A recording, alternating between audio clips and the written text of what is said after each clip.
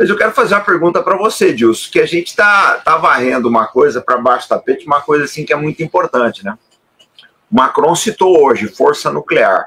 Só que a força nuclear da Rússia é algumas dezenas de vezes maior que a força nuclear francesa, né? Aí como é que você vê o panorama nuclear desse pretenso exército europeu e da Rússia?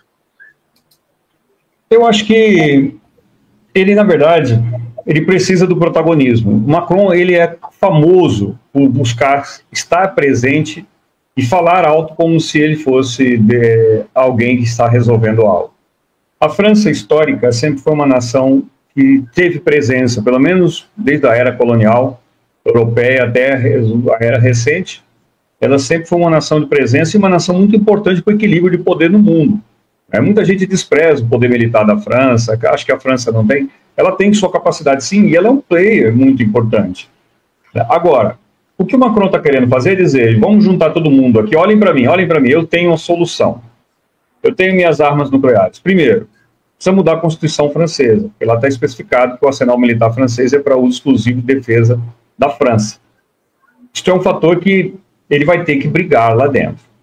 Segundo, para quem ele vai distribuir essas armas? Ele vai pegar o seu arsenal militar e vai espalhar por uma Europa com um efetivo pequeno, não tem essa capacidade, e obviamente não é para fazer frente à Rússia, porque o arsenal militar francês não faz frente à Rússia.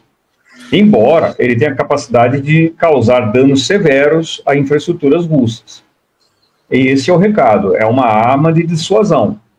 A França sabe que ela, junta com o Reino Unido, não tem capacidade para fazer frente a uma guerra nuclear contra a Rússia. Ela precisa dos Estados Unidos. Essa é a grande questão. Agora, é uma arma de dissuasão, não deixa de ser. Eu sou uma das pessoas que passo sempre nos canais a dizer, não diga que você tem armas atômicas, porque você vai se tornar o alvo principal. Nesse caso, se eu sou um mandatário russo, eu sei quais são os meus primeiros alvos na Europa, França e Reino Unido, os dois únicos detentores de armas nucleares. O restante, eu vou ganhar na pressão. Então, ele sabe que ele vai precisar preparar o seu arsenal, não apenas o nuclear, para uma defesa. Se o problema é a Rússia, ele sabe que ele não tem capacidade para fazer isso e precisa do apoio americano. Agora, nós não podemos nunca esquecer que são nesses momentos de crise econômica, de problemas sociais, as ondas de imigração que a Europa está recebendo, e vai receber e vai ter que dar um jeito de solucionar o problema, é a hora de justificar gastos e saber de onde vai tirar esse dinheiro para financiar a sua defesa. Então, nesse momento, dizer que vai preparar o seu arsenal nuclear para o mundo significa dizer o seguinte, olha, eu até posso manter, mas nós vamos ter que tirar muita coisa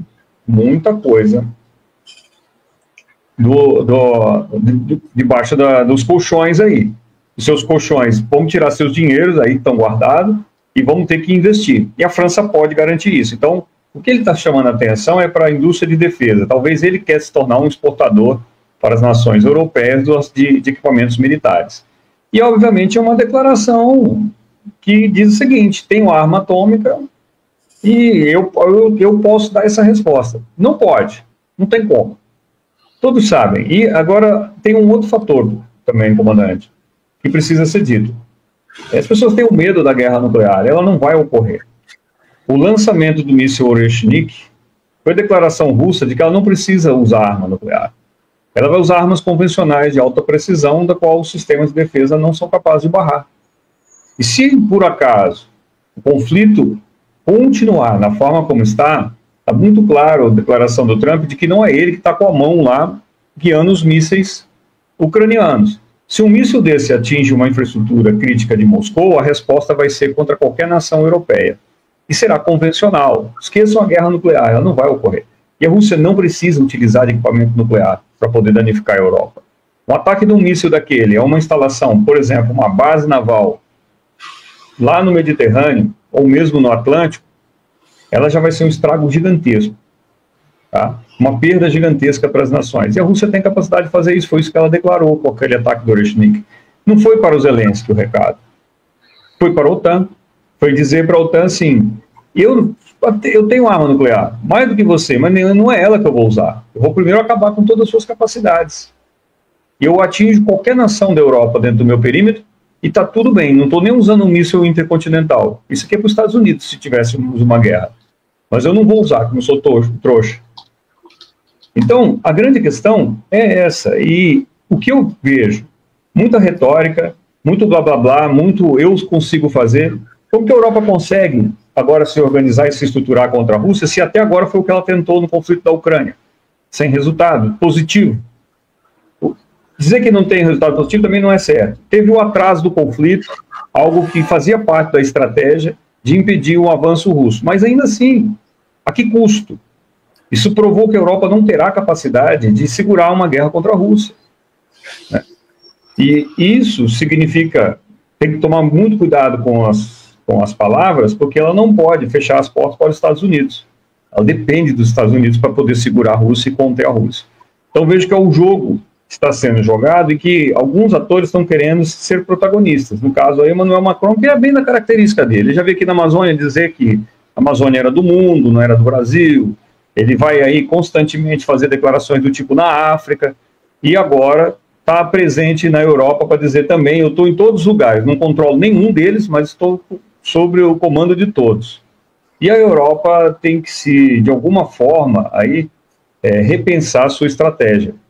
Quando falo repensar, ela vai ter que redesenhar seus exércitos para a defesa territorial europeia, que não é o que nós estamos vendo aí. Por isso que eu digo que o desafio é para 20, 30 anos. Tá? E, ainda por cima, ter que caminhar sozinha, sem a ajuda dos Estados Unidos, que ainda pode ser um fator de desequilíbrio para a própria Europa, por conta do que pode vir pela frente.